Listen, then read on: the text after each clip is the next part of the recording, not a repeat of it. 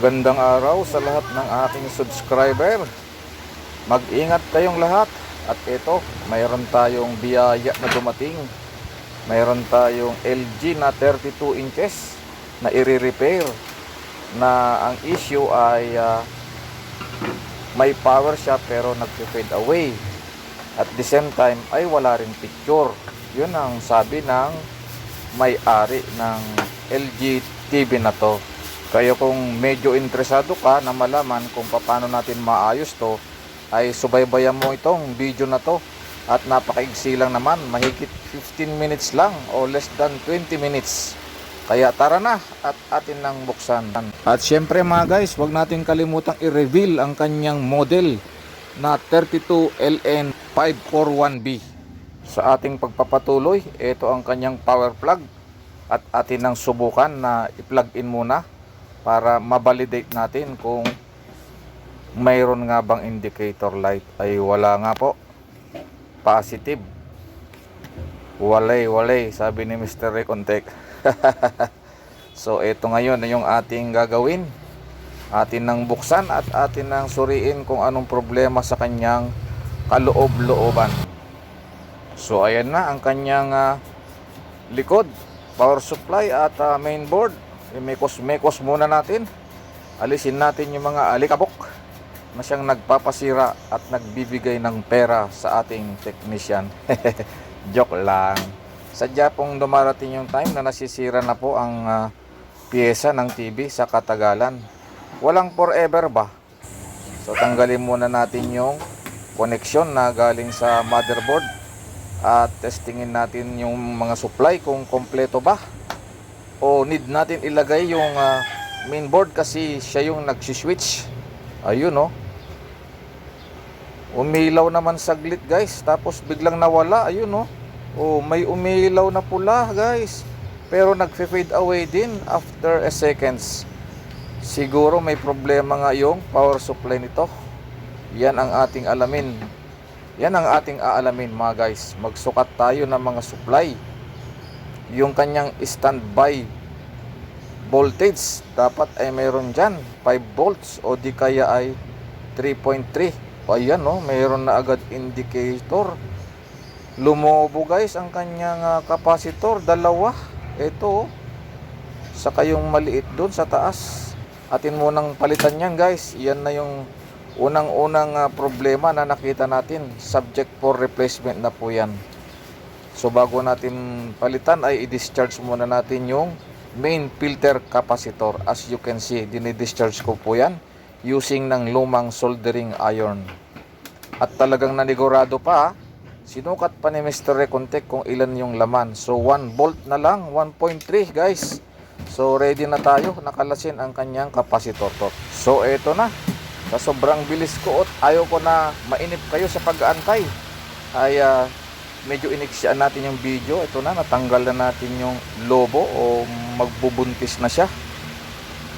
Ibig sabihin yan ay hindi na po siya nag-i-store ng voltahe. So pagka saksak mo, nag-fade away yung supply niya. Maaring ito po yung problema. Kaya tanggalin muna natin o eliminate muna natin yung mga primary suspect na nagkukos ng problema. So ayun, 2 piraso po yan. I-wait nyo na lang na may i-replace ko mga guys. Huwag kayong aalis. At ayan na, ongoing replacement na po tayo. Ilagay natin yung bago nating pamalit. Hindi man sila pareho ng microfarad at voltahe, pero mas mataas lang ng konti. Yan ay ayos naman. Wala naman maging problema. Kahit kayo man, kung wala kayong pamalit immediate na pareho, ay mas mataas ng konti, is okay na yon. Wala po magiging problema. So eto na, akin nang i-install yung ating pamalit na filter capacitor. Yan, as you can see, binubulat-lat pa ni Mr. Recontek. Okidoks. O ayan, sa sobrang bilis ko ay pinuputol lang natin yung mga excess na paa para hindi po ito mag-cause ng shorted ba. Mamaya maikawit niya sa ibang paa ng device o sa circuit ay magkaroon po ng shortage. Ayan. At ready na tayo mga guys for testing. Kung nag-work nga ba yung ating ginawang pagpapalit ng kapasitor. At ito na nga, isinasaksak na ni Mr. Recontech. Magmi-measure tayo ng mga voltahe guys kung kompleto nga ba yung 12 volts, yung 24 volts, at siyempre yung backlight kung mayroon na nga ba siya. At ganun din yung standby voltage, kompleto ba yung mga yan. So ito ang unang patikim ng ating pagmi-measure ng voltahe. Ini-expect na natin dyan ay mayroon tayong 12 volts na nakasulat naman dun sa board. So power on natin, ayun may 11.9, so 12 na po yan. At i-measure natin din yung iba. Okay, dalawang 12 volts complete. Next,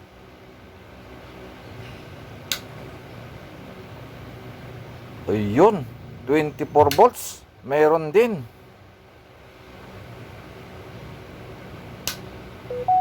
At yung 3.3 ay meron din mga guys, isa pang 3.3. Ayun, so kompleto na ba mga guys yung ating mga voltahe. After ko matesting guys, ay wala po akong video na makita, although meron na siyang standby voltage. Kaya nagsuspect ako na may problema dito sa kanyang backlight. Kaya nagdesisyon si Recontech na buksan at i-validate natin yung kanyang mga LED strip sa loob. Wait nyo lang guys. So eto na, malapit na tayo sa katotohanan. Yung pagbabaklas naman ng mga cover ay hindi po kayo malilito. Ingat lang po kayo. Ito na ang kanyang mga LED strip. May 3 LED strip po siya. Yung unang nasa taas ay 6. Yung nasa gitna ay may 7 na LED bed o lamp. Tapos yung pinakababa ay 6 din. So ang bilang niyan ay 676. Kung bibili po kayo ng parts ay mag-iingat po kayo. Baka ang mabili nyo yung 6 lang ay nako, hindi na po mag-fit yung pinakagitna. So dahil hahaba na naman ito ay punta na tayo dun sa nagte-testing na siya ng ilaw para mabilis. Ayan, yun, kompleto naman yung nasa taas guys. Yung unang strip dun sa taas ay kompleto naman ng ilaw. At punta naman tayo dito sa pangalawa. Ay ayun, mayroong 2 na nasa taas na dulo. Hindi nga lang nakita sa braso. At yung pinakababa ay wala, lahat ilaw. Yan, positive po na may problema tayo sa LED strip. Kaya hindi tayo nakakakita ng display. So ito muna yung i-repair ko offline para hindi po kayo masyadong mainip. Matagal po ang pagbabaklas ng bawat LED bed. At heto na nga, naibuo ko na mga ka-Recontech. Atin ang tetestingin. Temporarily ay inayos ko lang muna yung mga backlight niya kasi hindi ko pa na-message yung ating customer na bumili siya ng bagong LED strip. So ayan, mayroon na nga tayong dyan standby light na di natin nakikita nung una. Kaya i-testing na natin at wag na natin patagalin mga guys. Mga viewers ko, ayan, pindutin natin yung. So ayan guys, i-power on ko na. Waiting tayo na lumabas yung kanyang display. Ayun, may LG na mga guys. It's gonna be work. At subukan din natin mga guys, gamit tayo ng USB para ma-confirm natin na nagwo-work na nga ba yung mismong monitor. Magkaroon ng video ba? Okay, testing tayo. Dito, iset natin sa input.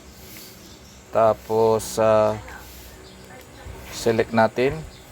Oops, ano ba yan? Ang likot. Yan, input. Tapos, USB.